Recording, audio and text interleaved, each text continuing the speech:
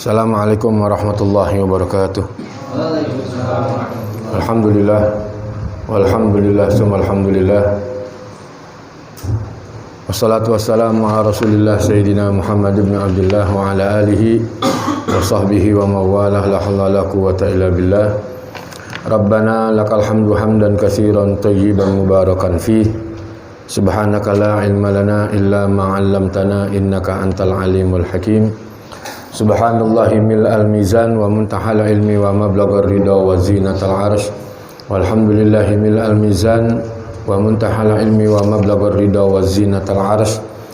Wa la ilaha illallah mil'al mizan wa muntahal ilmi wa mablaghar ridha wa zinatal arsh. Wallahu akbar mil'al mizan wa muntahal ilmi wa mablaghar ridha wa zinatal arsh. Rabbi shrah li sadri wa yassir li amri wahlul 'uqdatam min lisani yafqahu qawli. Wala haula wala quwwata illa billahil aliyyil azim. Amma ba'd. Bismillahirrahmanirrahim. Talaba li mardatillah syukra li an'umillah taqarruban ilallah. Ila hadrati muallif hadzal kitab hadratus syekh Kiai Haji Hashim Asy'ari wa usulihi wa furu'i rahimahullahu ta'ala wa nafa'na wa bi'ulumihi wa ila hadratin nabi al-fatihah. A'udzu billahi minasyaitonir rajim. Bismillahirrahmanirrahim. Alhamdulillahi rabbil alamin. Arrahmanir rahim. Maliki yaumiddin. Iyyaka na'budu wa iyyaka nasta'in. Shiratal mustaqim. Shiratal ladzina an'amta 'alaihim ghairil maghdubi 'alaihim waladdallin. Bismillahirrahmanirrahim. Wa qala muallif rahimahullahu ta'ala wa nafa'na wa bi'ulumihi fid dharain amin. Wa qala Sufyan as-Tsauri radhiyallahu anhu al-ajaibu 'ammatan wa fi akhiriz zaman a'ibmun wan nawaibu tammatan wa fi amriddin uti'mun wal masaibu azimatun wa mautul ulama a'zamun wa innal alim hayatihi rahmatalil ummati wa mautuhu fil islami silmatin.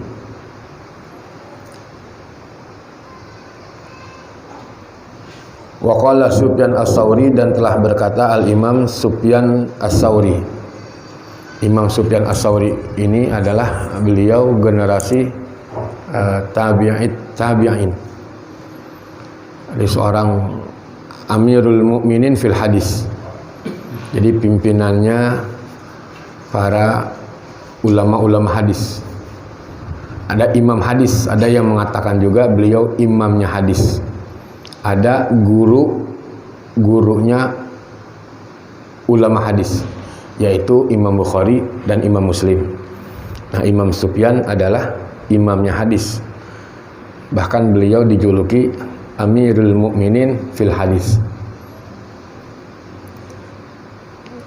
Beliau generasi tabi'in, bukan tabi'in. Jadi ada sahabat, kemudian ada tabi'in.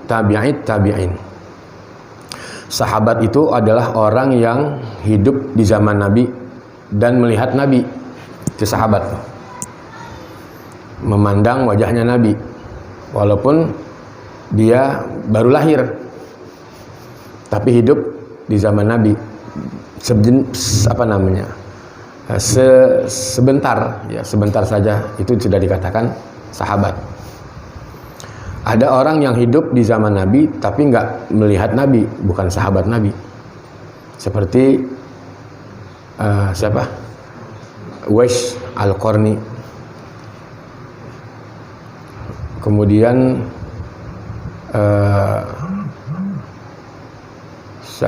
Abu Muslim Al-Khulani.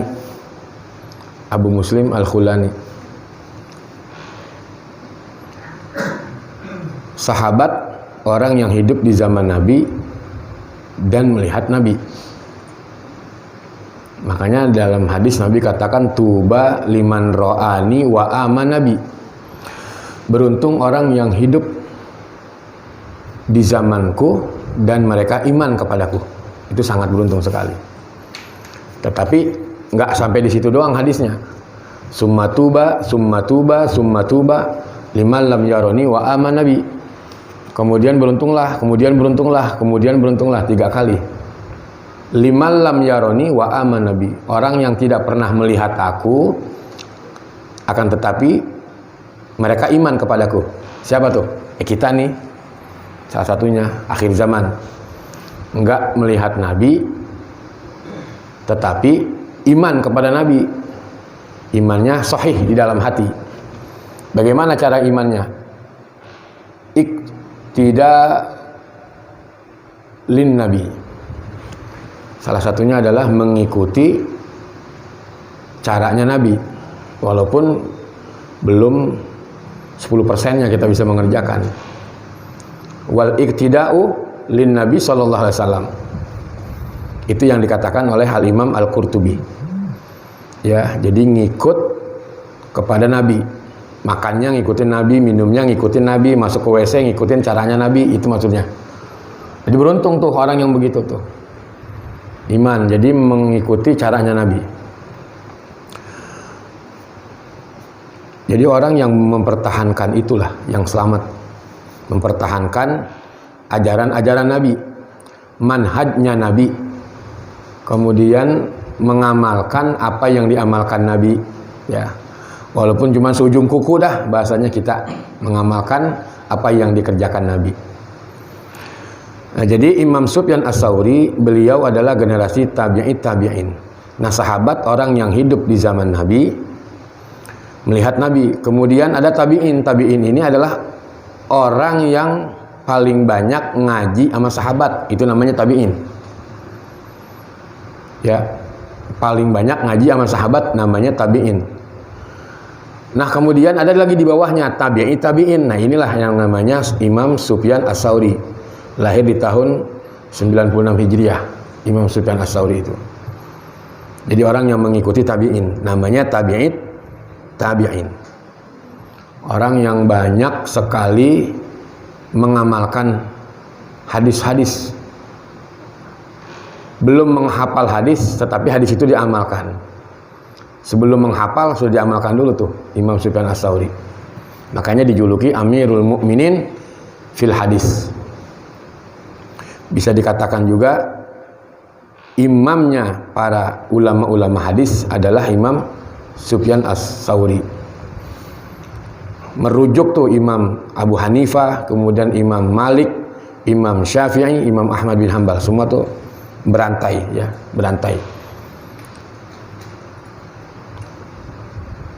Imam Sufyan Ats-Tsauri di dalam nasihatnya, ini kan beliau berarti sudah ribuan tahun yang lalu, dan ini kebukti ternyata sekarang ini nasihat dari beliau nih, ya, 96 Hijriah, sekarang di tahun 1442 Hijriah, udah hampir 1300 tahun ya, ya kurang lebih ya. 1300 tahun yang lalu beliau sudah mengatakan nih, di sini ditulis oleh Hadratus Syekh Kiai Haji Hasyim Asy'ari. Nasihat atau kalam dari beliau itu adalah al-ajaibu ammatan wa fi akhir zaman aimun. Kata beliau, keajaiban itu merata, dan di akhir zaman keajaiban itu akan lebih merata. Ternyata benar, ajaib, keajaiban itu akan merata, umum ya, merata.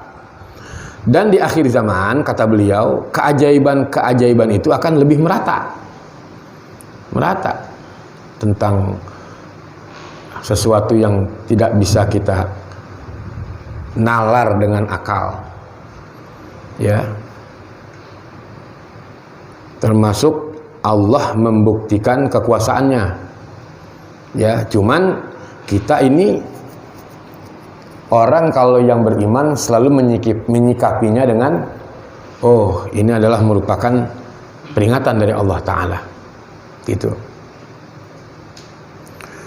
Bukan diidentikan dengan bencana, Ya kayak apa tuh, banjir bandang, bilangnya kan apa, bencana alam. Kemudian apalagi tuh, likuifaksi, bencana alam. Kemudian kaula pasir dulu disebut, sekarang namanya tsunami, bencana alam. Jadi semua itu dibilang bencana alam, padahal itu kan peringatan dari Allah. Semua itu peringatan dari Allah, nggak bisa dinalar dengan akal. Kok satu kampung bisa bergeser hampir 1 kilo? Bagaimana? Kan keajaiban itu yang nggak bisa kita nalar. Seharusnya kita mengambil peringatan dari Allah Ta'ala. Keajaiban apa lagi? Ini kondisi gini sekarang, fitnah. Ya, orang batuk doang dibilang corona, hamil dibilang corona, coba. Nah, untung Dian bininya kemarin kagak dibilang corona. Masya Allah. Jadi begitu udah di akhir zaman.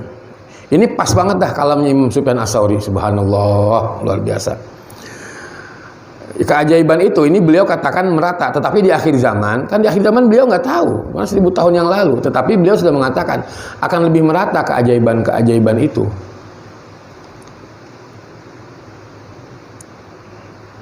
Ada ya, banyaklah ya. Wan nawaibu tammatan wa fi amridin utimun. Boleh juga dibaca atimun ya. Dan musibah itu atau bencana akan menimpa manusia seluruhnya. Wa fi amridin utimun, dan di dalam urusan agama itu bencana itu akan menimpa lebih besar. Sedangkan di dalam perkara agama, bencana itu atau musibah itu akan terjadi lebih dahsyat, lebih besar. Ya Allah. Tuh. Ya, bencana, musibah itu akan menimpa kepada semua manusia merata, kata beliau. Tammatan. Dan ada yang lebih besar daripada musibah itu, apa tuh? Di dalam perkara agama. Apa? Orang udah pada kagak mau ngaji. Itu udah musibah terbesar. Orang bodoh asik dengan kebodohannya, nggak mau berusaha untuk mencari pengetahuan, asik dengan kebodohannya. Orang ibadah tekun dengan kebodohannya. Itu bencana besar. Tapi bencana yang lebih besar adalah dalam perkara agama. Agama dilecehkan, agama dicemoohkan, agama dipermainkan, agama diperjualbelikan untuk kepentingan-kepentingan ya banyak. Itu musibah terbesar buat umat Islam. Masya Allah. Wal masaibu azimatan wa mautul ulama a'zam. Musibah-musibah itu sangat besar. Bencana-bencana tersebut itu besar ya, yang menimpa kepada umat manusia. Wa mautul ulama, dan matinya ulama a'zamun, kata beliau, itu adalah merupakan musibah yang lebih besar. Ya, a'zam itu kan berarti isim tabdil, artinya lebih. Ada besar, ada lebih besar, ada kecil, ada yang lebih kecil. Musibah yang menimpa manusia bakalan merata. Ada musibah yang besar yang menimpa terhadap agama. Ada yang lebih besar lagi dari itu, matinya para ulama. Oh, Masya Allah. Makanya dijelaskan mautul ulama, mautul alam. Matinya ulama adalah matinya alam, gelap udah, suram. Artinya bintang gemintangan ulama-ulama itu satu persatu Allah pindahkan, dicabut ilmu-ilmu itu. Nah, kita alhamdulillah masih bersyukur, masih senang hadir di majelis, masih duduk-duduk dengan ulama-ulama. Alhamdulillah. Ini ulama-ulama yang memang ulama akhirat, ulama yang mengajak kepada Allah, begitu. yang mengajak kepada Rasulullah, yang menghidupkan ilmu agama bukan untuk kepentingan dunia. Tuh, ulama yang mengajarkan, mengajak kepada Allah. Ya, ulama yang mengajak selalu kepada Allah, untuk mengingat kepada Allah, untuk selalu muhasabah, untuk menghidupkan sunnah-sunnah Rasulullah, ya, mensyiarkan ajaran-ajaran Rasulullah. Itu ulama-ulama, bukan buat kepentingan, bukan untuk duniawi. Ini ulama yang harus kita ikuti, ya. Karena fitnahnya lebih besar. Ya, ini yang dikhawatirkan Imam Sufyan Ats-Tsauri adalah bahwa musibah yang terbesar adalah di dalam perkara agama, yaitu dakwah tetapi untuk kepentingan dunia, dakwah untuk kepentingan ormas, dakwah untuk kepentingan partai. Udah dah, musibah terbesar buat agama. Ada yang lebih besar, yaitu matinya para ulama. Kan dari kemarin udah. Allahu Akbar. Ini kan pas Imam Sufyan Ats-Tsauri 1300 tahun yang lalu beliau sudah tuliskan ini. Ini Kasyif Asy'ari. Kasyif Asy'ari tulis sudah. Beliau kan wafat tahun 1947. Sekarang 2021. Udah berapa tahun tuh? Langsung dewek lah. Ada hampir 80 ya? Kurang lebih. Iya kan? Nah, 70? Iya, 70 tahun lah. Ini yang Kasyif Asy'ari kan hidup sudah 70 tahun yang lalu. Dia sudah tulis dalam kitab ini kan. Beliau wafat tahun 1947. Beliau tulis kalamnya Imam Sufyan Ats-Tsauri. Imam Sufyan Ats-Tsauri hidup sudah 1300 tahun yang lalu. Dan kebukti sudah ini sekarang. Ya, sudah apa yang dikatakan oleh Imam Sufyan Ats-Tsauri. Jadi musibah yang terbesar bagi umat Islam adalah matinya para ulama. Ulama-ulama yang berilmu. Ulama-ulama yang ilim. Ya, yang selalu mengajak kepada Allah, ya. Jadi ciri khas dari seorang ulama itu, kata Al-Imam Luqmanul Hakim, beliau mengatakan innal alim yad'un nas ila ilmihi bisumti wal wiqari. Ciri khas dari seorang ulama itu yang harus kita ikuti adalah orang yang selalu mengajak kepada manusia dengan ilmunya. Jadi mengamalkan ilmu, terutama menuju kepada akhirat lah, bekal akhirat. Wal wiqari, dan banyak orang terdiam di majelis-majelis itu, banyak orang yang banyak ya menangis, ya merenung, muhasabah, introspeksi, semakin ingat kepada Allah. Masya Allah, itu ulama-ulama tuh, ulama yang harus kita ikuti, ya, yang mengamalkan ilmunya. Manittaba'a ilmuhu wasti'maluhu, orang yang mengikuti ilmunya kemudian diamalkan ilmunya itu. Imam Sufyan Ats-Tsauri sebelum beliau hafal hadis itu sudah diamalkan terlebih dahulu. Imam Sufyan Ats-Tsauri. Begitu juga dengan ulama-ulama Hadramaut. Sebelum dikaji kitab sebelumnya, kitab itu semuanya sudah diamalkan oleh ulama-ulama Hadramaut. Subhanallah, para habaib, ya, para aulia begitu. Masya Allah. Kita gimana kita? Dibaca doang, yang ngamalin orang. Ya Allah. Nah, ini kita bersyukur ya, alhamdulillah masih ditetapkan iman Islam kita oleh Allah sehingga terus kita duduk dengan ulama, ya, bergaul dengan ulama, bergaul dengan habaib, bergaul dengan para kiai yang mengamalkan ilmu-ilmunya itu. Wa innal alim hayatihi rahmatalil ummati wa mautuhu fil islami silmati. Dan sesungguhnya orang-orang alim itu adalah merupakan hidupnya orang-orang alim rahmatan lil ummati, merupakan rahmat bagi umat. Hidupnya orang alim. Bagaimana kalau matinya orang alim? Musibah buat umat, kegelapan buat umat. Ntar nyambung nih, hadisnya ada Rasulullah nanti sampaikan.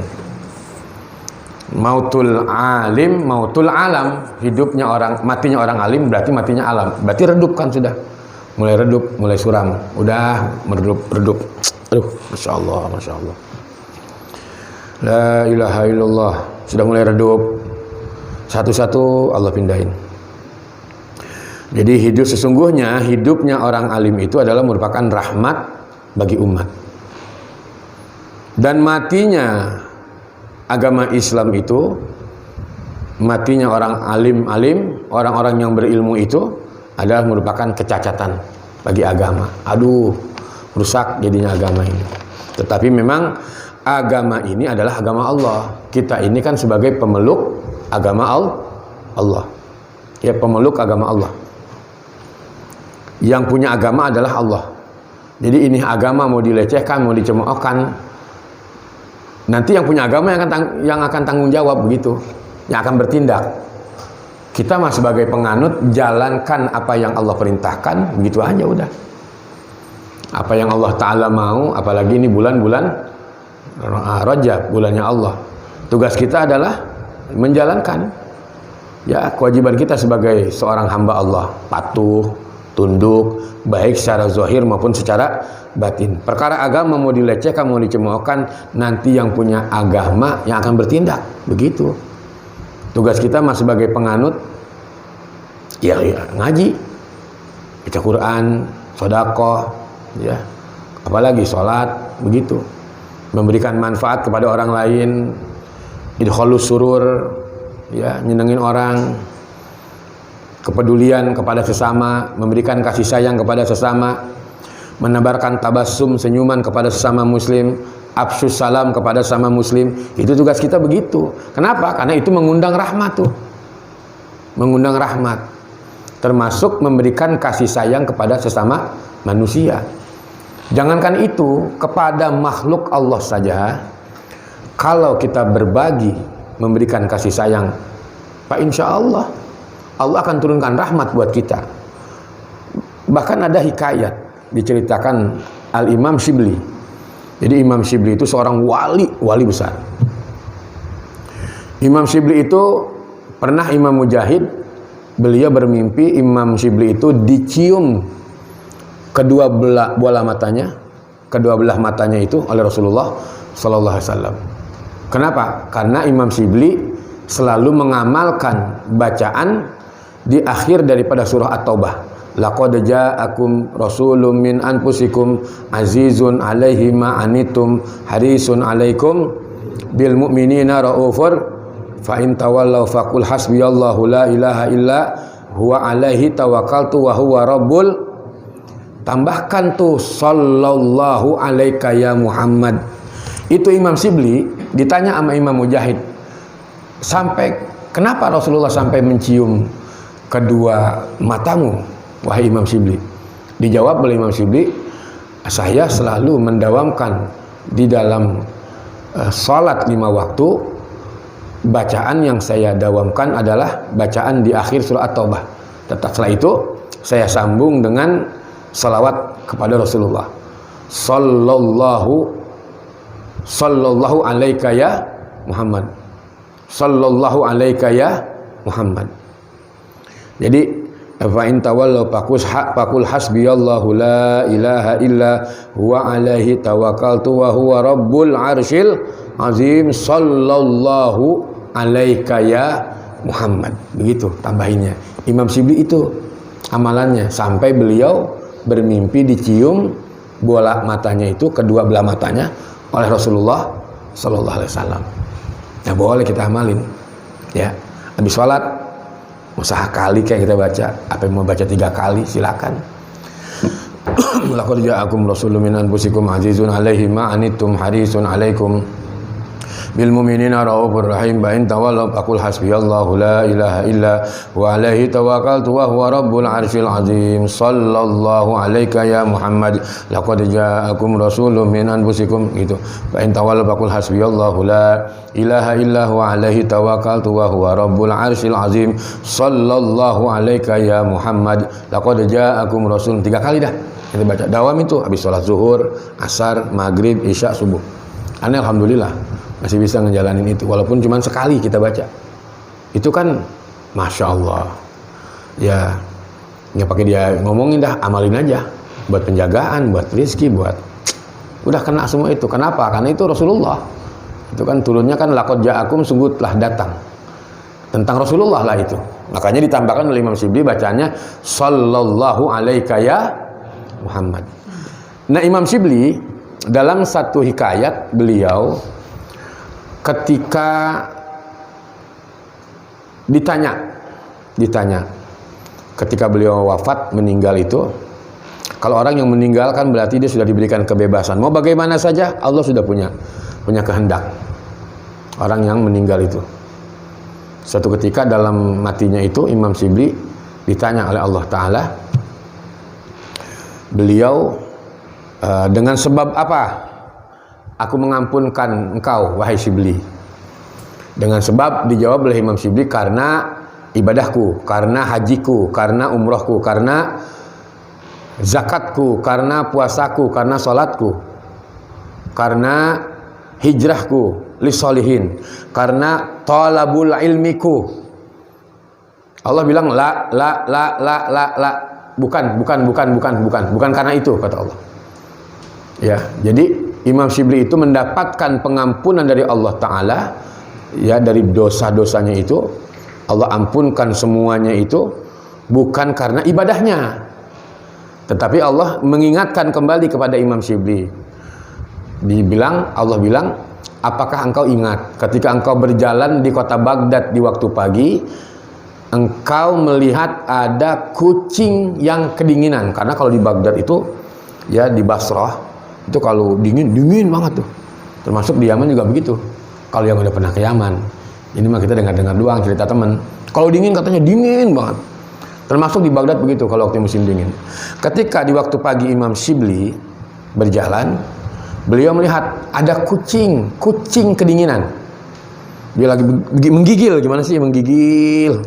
Sampai menyusut ya, berarti sampai kurus gitu, sampai nggak nahan. Kemudian Imam Syibli melihat timbul rasa iba, rasa belas kasih kepada makhluk Allah itu, kucing. Kemudian diambil oleh Imam Syibli, kemudian dia masukkan ke dalam jubahnya. Karena jubahnya itu terbuat dari bulu, dijelaskan dalam keterangan itu kitab. Kemudian dipeluk itu kucing sampai kehangatan begitu. Jadi kayaknya seneng banget itu kucing. Dia senang mendapatkan kehangatan karena kasih sayangnya Imam Syibli kepada kucing Hirun itu. Sampai Allah bilang, rahmatku aku berikan kepadamu wahai Syibli, lantaran engkau berbuat baik kepada makhlukku. Coba, karena sebab kucing doang. Kucing, ada kan di rumah kucing sih kita lihat kan?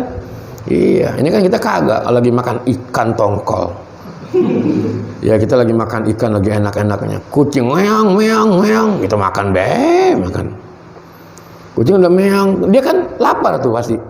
Dia tahu kan kita lagi makan, karena dia kan penciumannya kucing. Wah, kita lagi makan ikan, makan yang dia suka. Coba kalau kita kasih tuh sebadan aja, girang nggak dia? Girang nggak tuh kucing? Girang banget, senang dia makan. Kita jangan, aduh, ini kadang-kadang hati kita nih, sayang gue ngasih kucing. Ya kan, makan dulu dah, entah tulangnya aja. Coba itu, mana kasih sayang kita? Bisa nggak kita melatih begitu tuh? Ya kan, kita lagi makan enak nih, tapi ada yang lebih kita enakin tuh, lagi dalam keadaan kelaparan. Orang kucing sampai meong, sampai ngosrek, nggak ada pikiran kita, malah kita tendang. Sana. Coba, la ilaha illallah. Tuh, Imam Syibli itu begitu. Kucing kedinginan. Kalau kita kan nggak nyampe begitu dah. Jadi kita kadang kucing. Kemarin tuh ya, belum lama lewat di Bintaro. Anak kucing. Ya, belum lama. Mati kegila, sudah orang diem aja lewat. La ilaha illallah. Nah kita mah kan namanya keluar darah kan agak-agak gimana gitu ya. Ya udah ambil plastik baik, turun dari mobil. Orang mah lewat-lewat aja, padahal lihat cuma di samping kiri. Masya Allah, masya Allah. Ya itulah. Jadi memang ini nih hati ini yang kita harus ngebangun.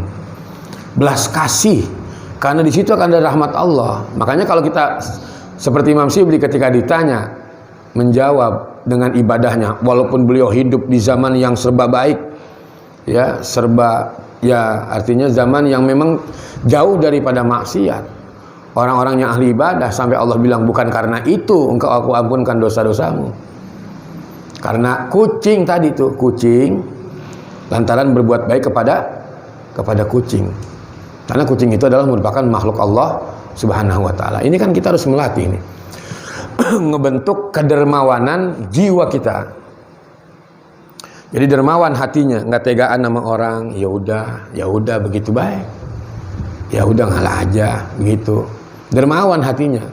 Bahkan para wali-wali itu dalam sebuah hadis Nabi katakan mereka mencari rahmat Allah yang begitu luas. Kemudian mereka mencari karunia Allah itu bukan lantaran mereka banyak ibadah, tetapi mereka selalu menanamkan kedermawanan hati dan selalu merendahkan terhadap dunia, sehingga keangkat derajat mereka itu para aulia. Jadi bukan dengan banyak ibadah. Nabi yang bilang itu ketika beliau memberikan nasihat kepada Sayyidina Ali, bahwa para aulia-aulia itu mereka diangkat derajatnya oleh Allah itu lantaran apa? Kedermawanan hati. Kedermawanan hati. Ya bukan dermawan dengan uang saja, hatinya dermawan. Kalau hatinya sudah dermawan kan baik aja udah. Ini yang jarang sekali oleh orang akhir zaman bisa mendapatkan hati tersebut. Kepedulian kepada sesama udah hampir hilang kan? Gitu. Ini kan usaha dari orang-orang yang nggak senang dengan Islam, adanya lockdown kan? Begitu. Itu kan ingin memecah namanya. Alhamdulillah Indonesia masih dipelihara, masih dijaga oleh Allah Subhanahu wa ta'ala. Nah kita mengambil nasihat tuh, ya mengambil nasihat daripada Imam Syibli begitu. Jadi jangankan kepada manusia, kepada makhluk Allah saja yang Allah Ta'ala ciptakan, ketika kita memberikan kasih sayang, Allah akan datangkan rahmat buat kita begitu. Karena kita nggak bisa ibadah. Bagaimana ibadah khusyuk kita? Sholat aja nggak bisa khusyuk, mau masuk ke surga bagaimana? Nekat berarti kita. Para aulia udah pada nangis, semacam Imam Fudail bin Iyad, kemudian Abdullah ibnu Mubarak, ya kan, kemudian Imam Junaid al-Baghdadi. Ya Allah, orang-orang yang ahli ibadah, yang sudah al-arif billah, terjaga hubungannya dengan Allah, masih nangis. Lah kita masuk ke surga gimana? Dalam sembahyang juga kadang-kadang ya begitu. Mulai ada urusan dunia gede bagdubu. Zikir kadang-kadang kita hitung-hitungan, baca Quran selembar aja lah cukup. Tuh. Kalau orang-orang dulu sehari hatam, 2 hari hatam, 3 hari hatam. Ada qiyamul lail hatam Quran. Ya Allah, Rabbi. Allah mudah-mudahan kita selalu berada di rel dengan para ulama-ulama terdahulu. Wa fi sahihain, satu lagi hadis ya. Dan di dalam sahih, hadis yang sahih, yaitu riwayat Imam Bukhari dan Imam Muslim, an Abdullah bin Umar bin As, dari Abdullah bin Umar. Ini anaknya Sayyidina Umar, Abdullah ya, radhiyallahu anhuma, moga Allah Ta'ala meridhai keduanya, yaitu Abdullah bin Umar. Qala sami'tu Rasulullah sallallahu alaihi wasallam, telah berkata Abdullah bin Umar, aku mendengar Rasulullah sallallahu alaihi wasallam yaqulu, beliau bersabda, innallaha la yakbidul ilma intiza'an yantazi'uhu minan nasi, walakin yakbidul ilma biqabdil ulama'i hatta idza lam yabki, boleh dibaca yubki, alimun ittakhazan nasa ru'saan juhalan Fasu'ilu fa'aftau bi ghairi ilmin fadallu wa adallu. Nah inilah. Jadi kata Nabi ini sudah terbukti sekarang ya contohnya. Nah ini tadi Imam Sufyan Ats-Tsauri beliau mengatakan bahwa musibah yang terbesar bagi umat Islam adalah matinya para ulama. Kalau sudah terjadi seperti itu, ini kata Nabi ini, innallaha la yaqbidul ilma, sesungguhnya Allah tidaklah mengambil ilmu itu intiza'an yantazi'uhu minan nas, dengan mencabut dari manusia. Jadi ilmu itu diambil oleh Allah, dicabut oleh Allah, bukan dari manusianya yang mati, bukan dari manusianya, dicabut ilmu itu. Walakin yakbidul ilma biqabdil ulama, akan tetapi ilmu itu dicabut dengan dicabutnya para ulama. Ulamanya udah pada nggak ada gitu. Bukan ilmunya yang hilang, ulamanya udah pada nggak ada. Ulamanya sudah pada mati. Jadi dicabut tuh ilmu itu tuh oleh Allah Ta'ala. Nah ini kan Nabi ini yang bilang nih dalam sebuah hadis.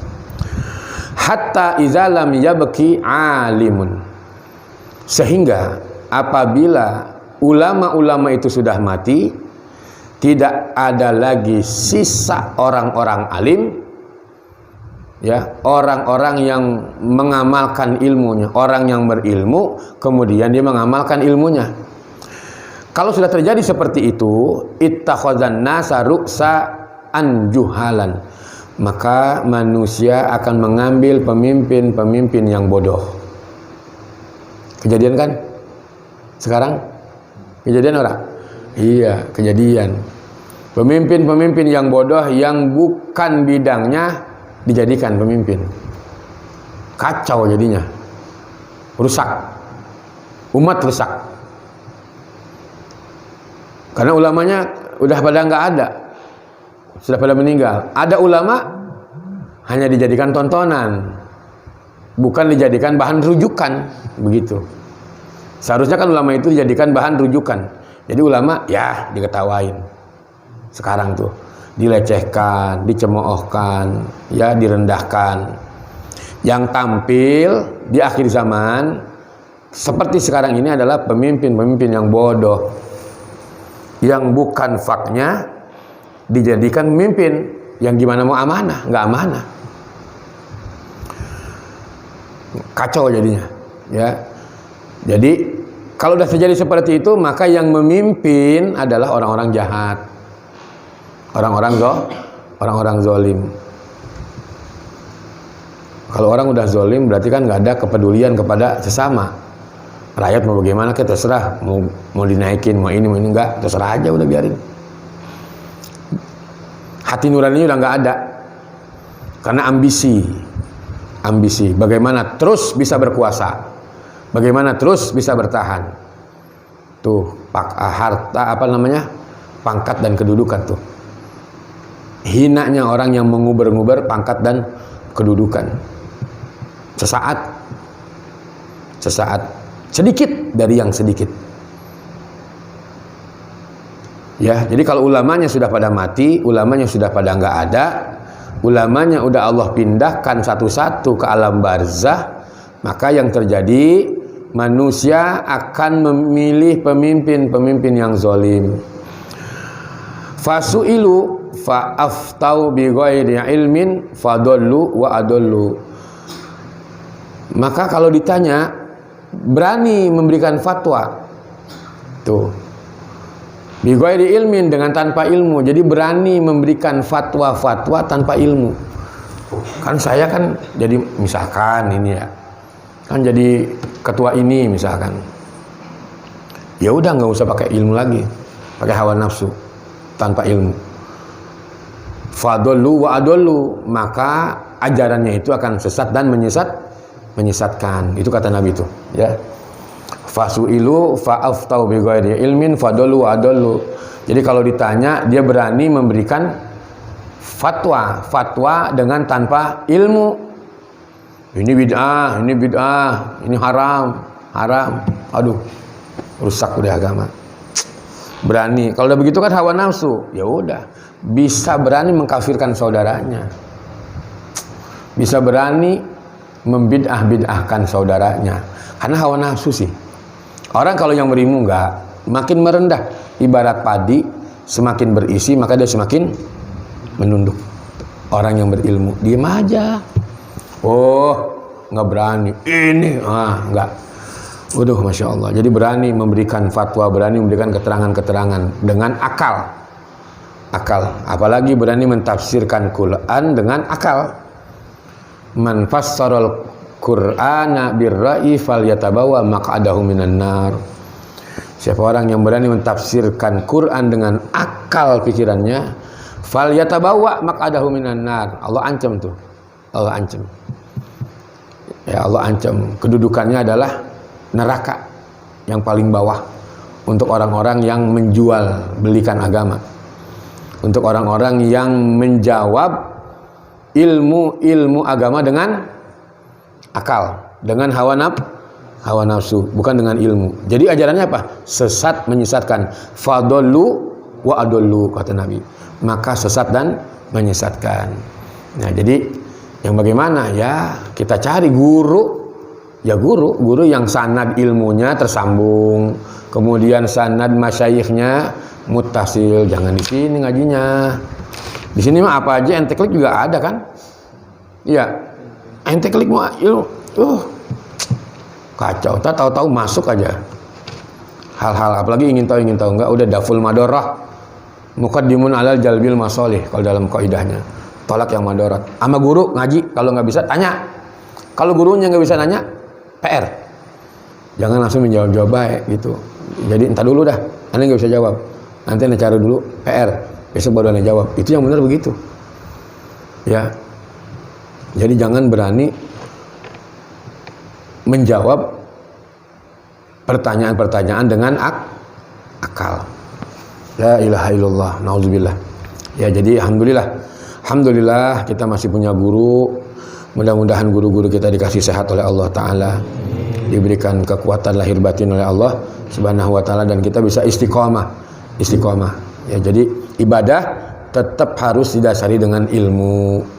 Jangan bodoh jangan asik dengan kebodohan kita. Nah, inilah dua hadis yang penutup daripada bab ya orang yang menuntut ilmu dan yang mengajarkan ilmu. Insya Allah pada pertemuan yang akan datang kita akan masuk ke pasal yang pertama. Lama juga ya, karena ini biar detail sih ya. Saya nggak baca tapi terus saya terangin dikit gitu, biar lebih paham. Karena kalau dibaca doang, ya begitu dah. Masuk kuping kanan, keluar kuping kiri. Ya alhamdulillah antum mudah-mudahan sedikit-sedikit bisa memahami ya, mudah-mudahan juga bisa kita kaji. Inilah yang dikatakan Rasulullah dalam sebuah hadis bahwa akan terjadi nanti, ya sekarang udah kebukti, ulama-ulama habaib bakalan habis, makanya selama beliau masih hidup ikat dengan kita gitu ya, irtibat, hubungkan dengan beliau-beliau. Mudah-mudahan selamat dunia dan akhirat. Insyaallah nanti kita akan lanjutkan lagi pada malam Rabu yang akan datang.